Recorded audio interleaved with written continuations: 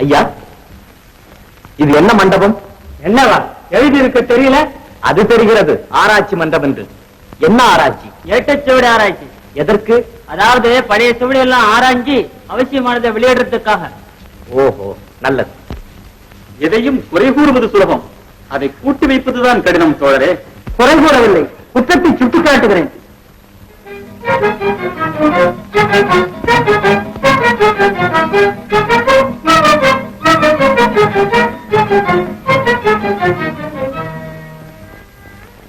நல்லது தோழரே, அடுத்த சோடியை எடுத்த வாசியம்.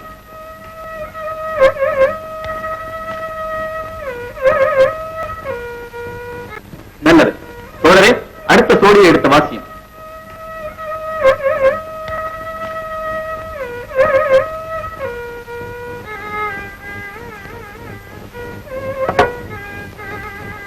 கொண்டு வந்தால் தந்தை, கொண்டு வந்தாலும் வராவிட்டாலும் தாய், சீர்கொண்டு வந்தால் சகோதரி, கொலையும் செய்வாள் பத்தினி, உயிர் காப்பான் தோழன்.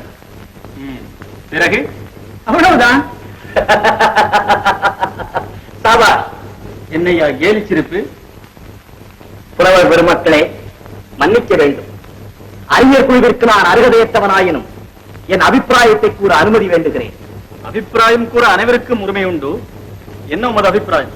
என்னதான் தந்தைக்கு மகன் தான் தோன்றியாக தெரிந்தாலும் கேவலம் தனம் சேர்க்காத காரணத்திற்காக மகனை வெறுக்க மாட்டான் மனமுள்ள தந்தை. ஆம், தோழர் கூறுவதில் துளி கூட உண்மை இல்லை. மனமுள்ள தந்தை என்கிறீரே, அந்த மனமுள்ள தந்தை மனமுள்ள மகனைத்தான் பறிவோடு வரவேற்பான். இதுதான் முறை. முறை அல்ல, முரண். அந்தஸ்துள்ள மகனை விட அறிவுள்ள மகனைத்தான் அன்போடு வரவேற்பான் அப்பன். இது அறிவுலகம் கண்ட உண்மை. அறிவை விட பொருளை விரும்பும் அப்பன்கள் தான் பூரணமாக நிறைந்திருக்கிறார்கள் இன்றைய நிலையில். அவ்வாறு முடிவு கட்டுவது முற்றிலும் தவறு. பெற்ற மகன் பேரறிஞனாக வாழ்ந்தாலும் சரி, வேடியாக திரிந்தாலும் சரி, பெற்றவனுக்கு பிள்ளை மேலுள்ள பாசம் பிரிக்க முடியாத உண்மை. அது மட்டுமல்ல, அடுத்து கொண்டு வந்தாலும் வராவிட்டாலும் தாய் என்று தாய்க்கு தனியிடம் கொடுத்திருப்பது தண்டிக்கத்தக்கது. நீரென்றோ உண்மை அறிஞர்.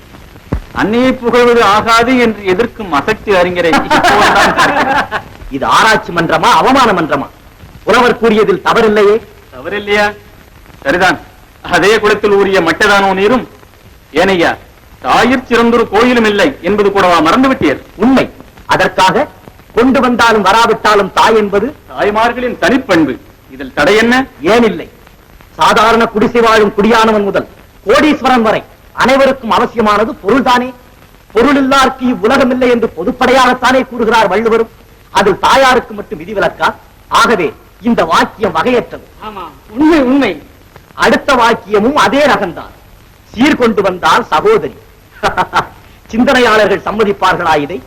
ஒரே தாய் வயிற்றில் உதித்த தமையன் தமக்கைக்குள் இந்த தகராறுக்கு இடமே இருக்காது. ஏனையா, எதிரி கூறுவது எதுவாக இருப்பினும் அதை வெட்டி பேசுவதே வேலையாக கொண்ட குட்டை அறிஞர் தன்னைக்கான சகோதரன் வந்தால் என்ன சீருடன் வந்தான் என்று எதிர்பார்ப்பதுதானையா சகோதரிகளின் இயற்கை. கணவன் வீட்டார் தன்னை கண்ணியமாக எண்ண வேண்டும் என்பதற்காவது சீர்வரிசை எதிர்பார்ப்பால் செய்கையில் பெண்ணானவள். அவ்வாறு போலி கௌரவம் தேடுபவள் பொறுப்பற்றவள். அத்தகைய இரண்டொரு சகோதரிகள் எங்கோ இருந்தால் உலக சகோதரிகள் அத்தனை பேரையும் மொத்தப்படுத்தி கூறுவது மெத்த கொடுமை. கொடுமையா? கொடுமையிலும் கொடுமை. அதனிலும் கொடுமை அடுத்த வாக்கியம். கொலையும் செய்வாள் பத்தினி. சகிக்க முடியாத கொடுமை. கோமான் மகளாயிருந்தாலும் இந்த கோரச் செயலுக்கு உட்படுவாளா? அதிலும் பத்தினியா? தெய்வம் தொழாமல் கொழுநரை தொழும் குலக்கொடி. கல்லென்றாலும் கணவன், புல்லென்றாலும் புருஷன் என்று நடக்கும் புனிதவதி. அத்தகைய பத்தினியாக வாழ்ந்தவள் இந்த பாதக செயலுக்கு இணங்கவே மாட்டாள். எழுதியவன் ஏட்டை கெடுத்தான், படித்தவன் பாட்டை கெடுத்தான் என்ற பாட்டிகளின் பழமொழிக்கு பச்சையான எடுத்துக்காட்டு இந்த ஏடு. அறிவற்றவன் கூட ஆமோதிக்க மாட்டான் இந்த வாக்கியங்களை. இதற்கென பல அறிஞர்கள், ஆராய்ச்சி மன்றம் அவசியமே இல்லை. அளவறிந்து பேசும். நான் அவசியமாக பேசி அவமானப்பட வேண்டாம். என்ன அனுபவம் முதிர்ந்த ஞானியோ நீ சொல்வதெல்லாம் ஒப்புக்கொள்ள. என்னுடைய வாழ்க்கையில் இவை அனைத்தும் பொய் என்பதை நிரூபித்து காட்டினால் நெஞ்சார வரவேற்போம். அது எமது கடமை. ஆனால் உம்மால் இது முடியாது. முடியுமா முடியாதா என்பதை விரைவில் காண்பீர்கள். இந்த வகையில் வெற்றி பெறாவிட்டால் வீரன் மகன் அல்ல நான். வருகிறேன்.